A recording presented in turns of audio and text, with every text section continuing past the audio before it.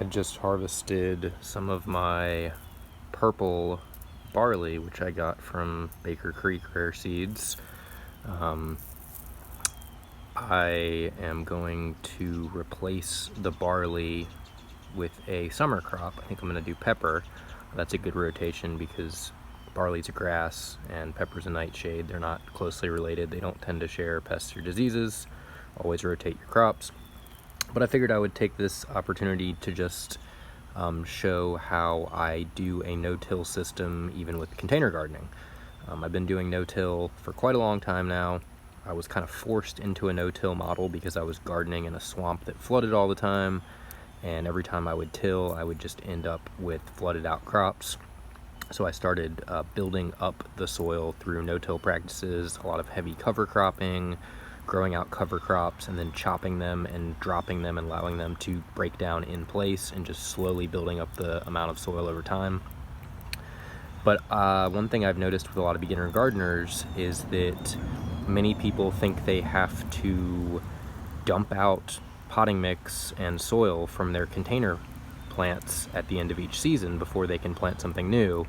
I've even seen a few crazy people who actually throw away potting mix at the end of each season and then go buy new potting mix to refill their containers. And not only is this a colossal waste of money, it's also just a waste of scarce resources and a waste of your time and labor. There is no reason that you can't reuse potting mix and garden soil for infinity.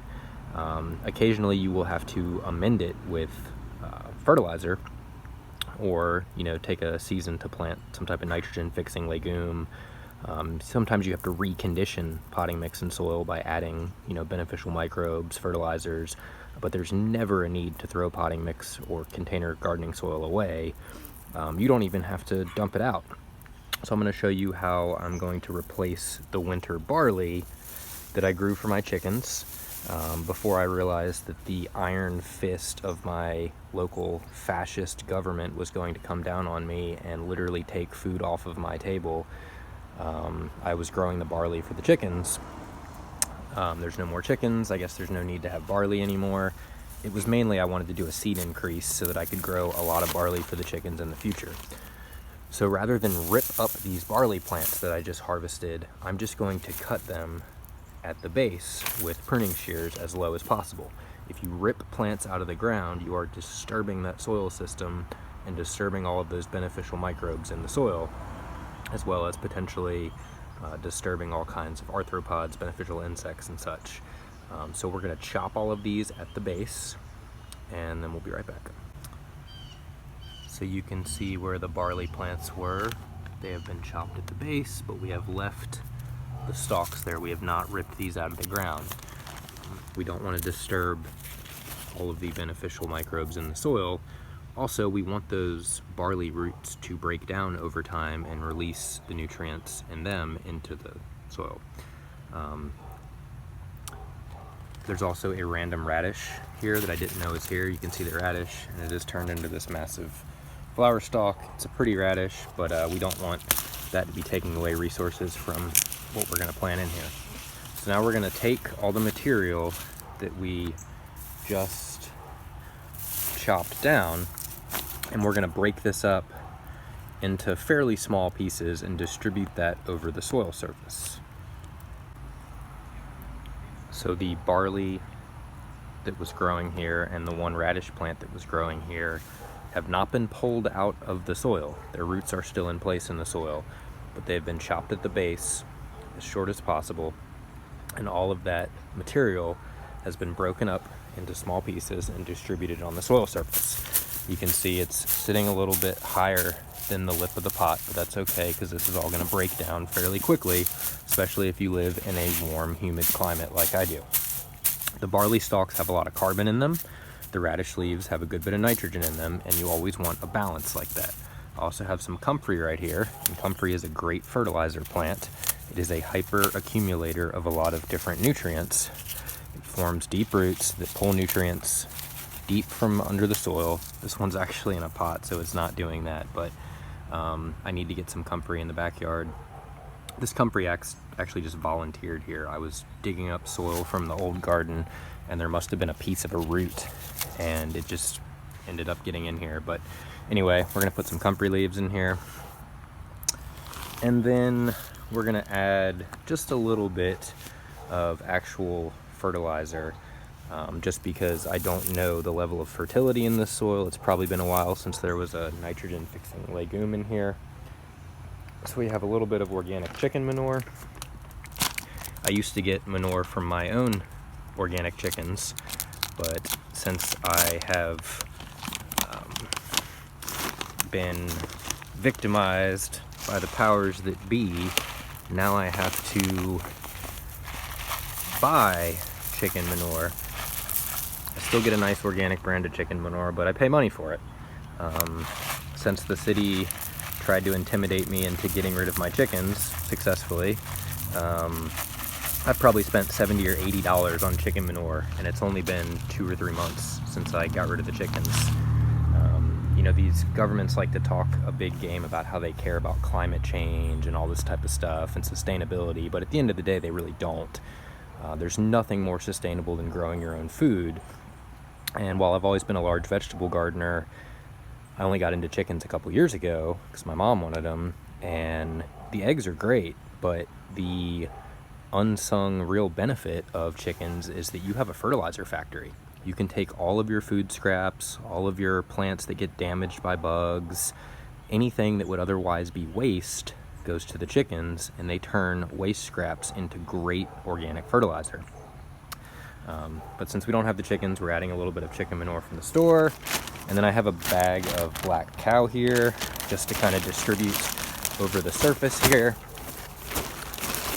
And we have a little bit of just like random dirt we dug up in the backyard. So we're gonna mix a little bit of random dirt and a little bit of black cow with some of that chicken manure we just put down on top of the barley and radish and comfrey leaves that we chopped and dropped.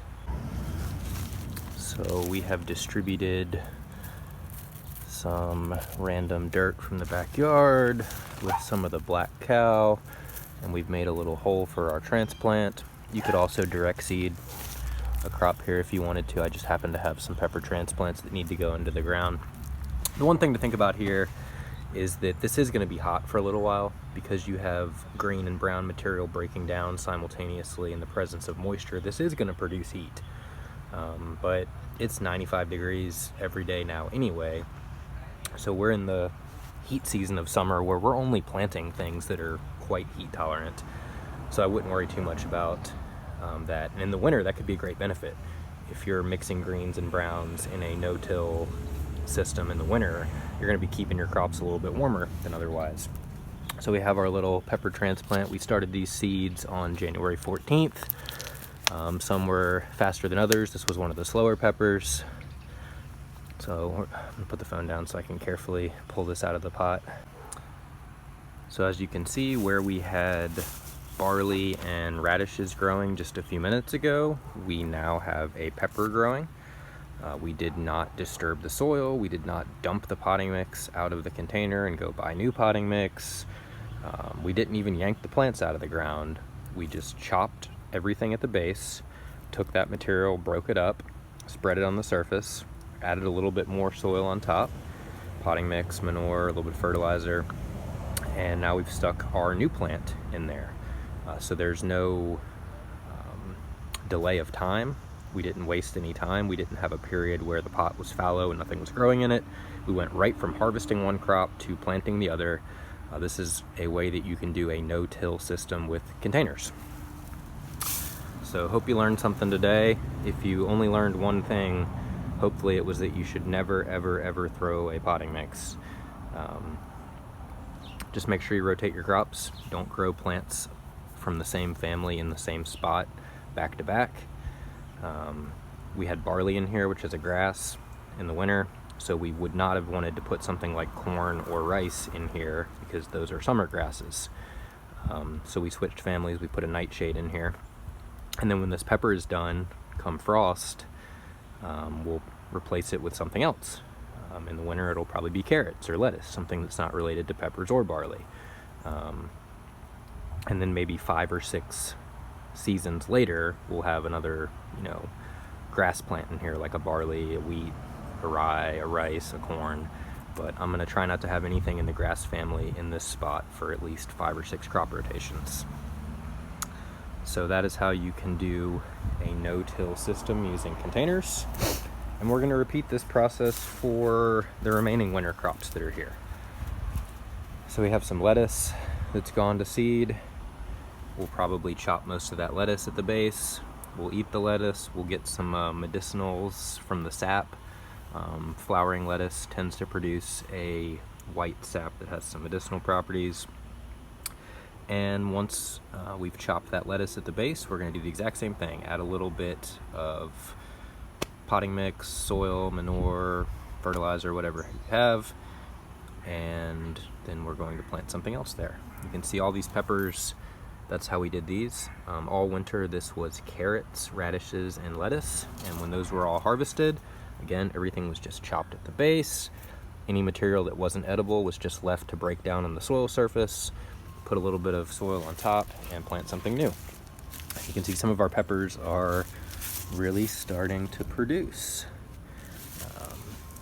I'm not going to put in the time and effort to stake all of these, so a lot of these are going to flop over, but that's all right.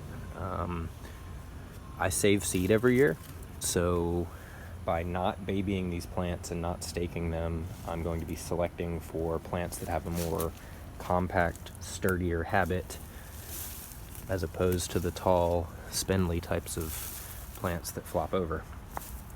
So anyway, I might do a full garden tour later, but I just wanted to show y'all how I do a no-till system even with containers.